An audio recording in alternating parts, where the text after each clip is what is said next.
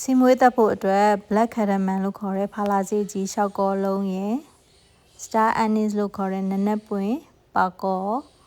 အပွင့်ရယ်ပေါ့နော်သုံးလုံးစီသုံးထားမယ်ရှောက်ကောလုံးကိုနည်းနည်းလေးထုလိုက်ပေါ့နော်စုံထဲမှာထုလိုက်ဒါမော်ဒါကျိုးရမှာဆိုတော်တော်မာတယ်ပြီးရင်စက်သွန်အဖြူကိုဓားပြရိုက်ပြီးပပလေးလီထားစီရပြီဆိုရင်တော့ခုနကရှောက်ကောပါကောနှစ်ခုစီပေါ့နော်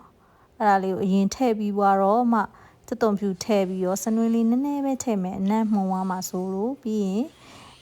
ရောင်လေးရဲလာပြီဆိုတာနဲ့မီးပိတ်လိုက်မယ်အဲ့ဒီအငွေ့နဲ့ပဲစက်သွန်ဖြူချွတ်အောင်တဲမယ်တူးရမှာဆိုတဲ့အတွက်ကြောင့်ရောင်နည်းနည်းလေးရင့်လာနဲ့မီးပိတ်မယ်ပြီးရင်တော့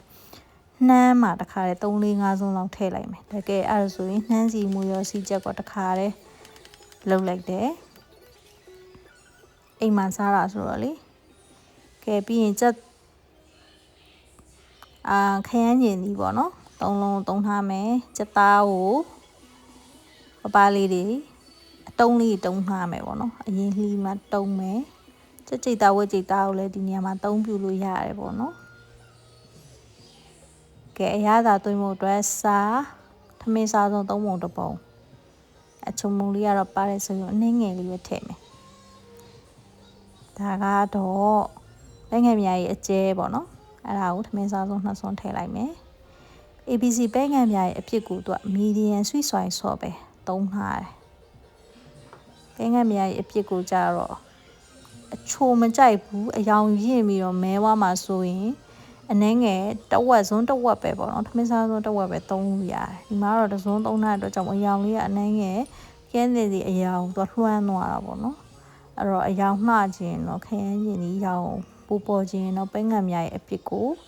နည်းနည်းပဲထည့်မယ်မထည့်လဲရတယ်ဒါပေမဲ့ထည့်တာပူစားကောင်းတယ်ကဲစီတက်ဖို့အတွက်ဟင်းခတ်တဲ့စွန်းနဲ့3စွန်းလောက်ထည့်လိုက်မယ် heavy wine စနွင်းထည့်မယ်ပြီးတော့ရင်တော့ရှောက်ကောနှလုံးနဲ့ပါကောနှစ်ခုထည့်လို့ရတယ်ဒီမှာတော့တစ်ခုပဲထည့်ထားတယ်ကဲမှုေးလာပြီဆိုတာနဲ့စက်သွန်ဒီမှာတော့ဥအနီပေါ့နော်အကြီးတစ်လုံးသုံးထားတယ်တကယ်လို့ဥသေးတယ်ဆိုရင်တော့3လုံးလောက်သုံးပါမယ်ပေါ့နော်စက်သွန်ဖြူကြတော့ဥကြီးကိုပဲ5-6မွာလောက်ထည့်ကြိတ်ထားတယ်ကဲအနက်လေးမွေးပြီးအယောင်ရဲလာပြီဆိုရင်တော့ဒါကအယောင်တင်မှုတ်ကိုဟိုကြိုက်တယ်လို့3-4စုံကြီးထည့်လို့ရတယ်ဒီနေရာမှာအဆက်ကြိုက်ရင်လည်းဟိုငရုတ်သီးအကျန်းဘတ်တို့ဘာလို့ထည့်လို့ရတယ်ဒီမှာအဆက်မကြိုက်ဘူးမကြိုက်တဲ့အတွက်ကြောင့်မို့လို့မစားနိုင်တဲ့အတွက်ကြောင့်မို့လို့ပေါ့နော်ပြီးအနက်မွေးလာပြီဆိုရင်ကဲရောင်တင်မှုတ်ချက်သွားပြီပေါ့နော်နက်မွေးလာပြီဆိုရင်တော့ soybean paste ဟိုက Thailand soybean paste လေးကို2စွန်းလောက်ထည့်ထားမယ်ပြီးရင်ခရမ်းညင်လေးထည့်မယ်ဒီဟာခရမ်းညင်လေးတွေအနှစ်တွေနော်ကြေွားတဲ့အထိကိုဖုံးအုပ်ပြီးတက်ထားလိုက်ပြီးရေနှင်းငယ်လေးထည့်မယ်ပေါ့နော်ကဲအနှစ်လေးကြာလာပြီဆိုရင်တော့ခုနကနှက်ထားတဲ့စသားလေးတွေကိုထည့်လိုက်မယ်စသားလေးအရောင်ပြောင်းသွားပြီးစီနဲ့လိတ်သွားပြီဆိုရင်တော့ရေထည့်ပြီးတော့စသားကြက်တဲ့ဒီမိနစ်အစိမ့်လောက်တည်ထားပေးလိုက်မယ်ဒီတည်ထားနေတော့မှ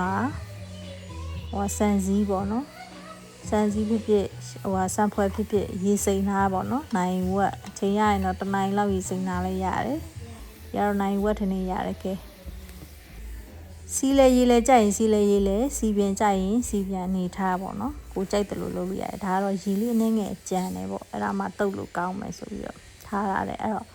ကဲခုနရေစိမ်ထားတဲ့ဆန်စည်းကိုကြိုက်တယ်လို့ချက်ချင်းထည့်မယ်ပေါ့နော်ကိုကြိုက်တယ်လို့ပြုတ်3မိနစ်လောက်ပြုတ်ပြီးတာနဲ့ချက်ချင်းပကံနဲ့ထည့်မယ်ပြီးရင်စီမွေး3စွန်းချက်သားဟင်းကတော့ကြိုက်တယ်လို့ထည့်မယ်ကိုစားခြင်းတော့ထည့်မယ်စားအနှဲငယ်ရေညမှာတောင်းမုတ်ထည့်ခြင်းလည်းထည့်လို့ရတယ်ပဲငယ်မြားရဲ့အကျဲ2စွန်းเนาะပဲငယ်မြားရဲ့အချို့အပြစ်ကိုနည်းနည်းပဲထည့်ခြင်းထည့်ဒါမှမဟုတ်မကြိုက်ဘူးဆိုရင်လုံးဝမထည့်နဲ့ဘာလို့ဆိုတော့စသားဟင်းထဲမှာလည်းထည့်ထားတာရှိတယ်ကြိုက်ရင်တော့အချို့ကြိုက်ရင်တော့နည်းနည်းလေးထည့်လို့ရတယ် မြေပဲလော်တောင်းထည့်မယ်ငရုတ်ကောင်းဖြူ3ကျင်လည်းရတယ်ငရုတ်ကောင်းဖြူထည့်မယ်မဲ3ကျင်လည်းရတယ်ပြီးရင်တော့ကြက်သွန်မိတ်ကလေးပါထည့်လိုက်ရင်ပေါ်ကနေဖြူလိုက်ပေါ့နော်ကြက်သွန်မိတ်ရဲ့အပေါ်ကနေနှမ်းလေးရဖြူလိုက်ဒါကတော့တစ်ခါတည်းစားဖို့အတွက်ကိုတစ်ခါတည်းထည့်မှုလိုက်တယ်ပေါ်နေနှမ်းလေးဖြူထားလိုက်မယ်ကဲအရန်ကိုကောင်းတော့လေးရပြီဒါတော့နောက်တနည်းကြက်သားနဲ့ခဲညင်နီးနဲ့မရောဘဲနဲ့ခဲညင်နီးနဲ့ဟိုဟာနဲ့ soybean paste နဲ့ရောပြီးတော့စားစနွင်းအယောင်တင်မှုန့်နဲ့ပဲအဲ့ဒီ soybean ကိုခဲညင်နီးရဲ့စားရဲ့စနွင်းရဲ့အယောင်တင်မှုန့်ရဲ့နဲ့ပဲအရင်လုပ်မယ်ဒါခဲညင်နီးအပိုင်းပေါ့နော်ကဲခဲညင်နီးကိုကြတော့ပြုတ်ချင်လဲပြုတ်လို့ရတယ်မပြုတ်ချင်ဘူးဆိုလဲ microwave ထဲမှာဒီ microwave ကတော့700 watt ပဲရှိတဲ့အတွက်ကြောင့်မို့လို့ဟိုပါပေါ့နော်10မိနစ်လောက်ပြုတ်မှသူက4စိတ်အရင်စိတ်ပြီးတော့10မိနစ်ဖုံးအုပ်ပြီး10မိနစ်လောက်တကယ်ဆိုဖုံးအုပ်လိုက်ရမှာဖုံးမအုပ်ပဲနဲ့တဲထားတာ9မိနစ်ရင်လုပ်ကြည့်တယ်မရဘူးအဲ့တော့10မိနစ်လုပ်ကြည့်တယ်ဒီတစ်ခေါက်ကတော့ကြက်သားကိုချက်မယ်ပေါ့နော်ချက်မယ်ဆိုရင်ကြက်သွန်အဖြူချင်းအနှဲငယ်ကြက်သွန်အနီ4-5-6 မွာလောက်ကိုထည့်မယ်ဒါဂျင်းထည့်လဲကြိုက်လို့ရှိရင်လည်းထည့်လို့ရတယ်မကြိုက်ရင်လည်းကြက်သွန်အနီနဲ့ပဲချက်ရင်လည်းစားကောင်းတယ်ကဲခင်းညင်လေးလုံးကိုခုနကစီလေးအနှဲငယ် soybean paste လေးကြက်သွန်အနီစီတက်မယ်ဖြူအနီအနှဲငယ်စီတက်ပြီးတော့နော် soybean paste လေးနဲ့ပဲစားလေးနဲ့ပဲခင်းညင်လေးအနှစ်ကိုလုံးမယ်ဒါပဲဒီဟာကလည်းကြက်လာပြီဆိုရင်အနှစ်အရင်ချက်မယ်ရှောက်ကောပတ်ကောထည့်မယ်တစ်လုံးစီပဲထည့်မယ်တစ်လုံးစီပဲထည့်လေးရတယ်ပြီးရင်ကြက်သားချက်မယ်စီးပြန်လာပြီရပြီနော်ခုနကအယောင်ဒီမုတ်လေးထည့်မယ်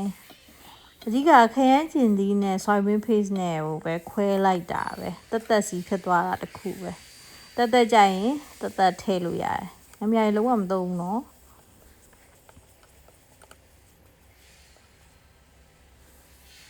ကဲဒါပါပဲရှင်လှုပ်ရှားကြည့်ပါစားလေးနဲ့ soybean paste လေးရစီတက်ပြီးတော့ထည့်ထားတာခင်းကြီးနီးနီးရပါပြီ